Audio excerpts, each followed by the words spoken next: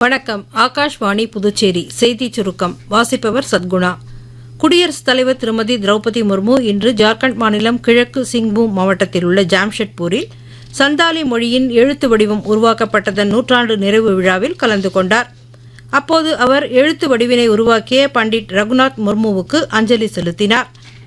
இன்று பல்வேறு நிகழ்ச்சிகளில் கலந்து கொள்ள புதுச்சேரி வந்துள்ள குடியரசு துணைத் தலைவர் திரு சி.பி. ராதாகிருஷ்ணன் கம்பன் கலையரங்கில் நடைபெற்ற நிகழ்ச்சியில் குமரகுரு பள்ளம் பகுதியில் கட்டப்பட்டுள்ள 216 அடுக்குமாடி குடியிருப்புகளை பயனாளிகளுக்கு வழங்கினார்.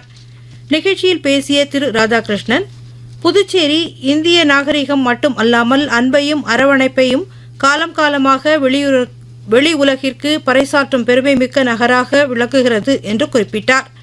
துணைநிலை ஆளுநராக குறுகிய காலமே இங்கு இருந்தாலும் தமக்கு மன நிறைவு தந்த காலகட்டமாக உணர்ந்ததாகவும் அவர் கூறினார். புதுச்சேரியில் கலாச்சார மேன்மை பாதுகாக்கப்பட்டு வருவதாக கூறிய திரு ராதாகிருஷ்ணன், பாரதியார், வவேசு ஐயர், பாரதிதாசன் ஆகியோர் இந்த மண்ணில்தான் தமிழ் வளர்த்ததாக குறிப்பிட்டார். ரயில்களில் குளிர்சாதன வசதி இல்லாத பெட்டிகளில் பயணிப்போருக்கும் வசதியான பயணத்தை ரயில்வே உறுதிப்படுத்தியுள்ளதாக அமைச்சகம் தெரிவித்துள்ளது. குளிர்சாதன வகுப்பு பயணிகளுக்காக படுக்கும் வசதியுடன் கூடிய வந்தே பாரத் ஸ்லீப்பர் ரயில் விரைவில் இயக்க தயாராகி வருவதாகவும் அமைச்சகம் கூறியுள்ளது. கடந்த 26ஆம் தேதி நிலவரப்படி மொத்தம் 164 வந்தே பாரத் ரயில் சேவைகள் இயங்கி வருவதாகவும் அமைச்சகம் தெரிவித்துள்ளது.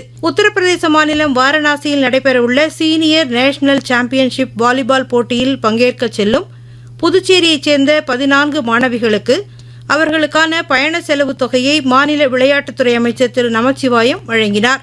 இந்தியா இலங்கை அணிகளுக்கு இடையே 5 போட்டிகள் கொண்ட T20 தொடரின் 5வது மற்றும் இறுதிப் போட்டி நாளை திருவனந்தபுரத்தில் நடைபெறவுள்ளது. இத்துடன் இந்த செய்திச் சுருக்கம் நிறைவு பெறுகிறது.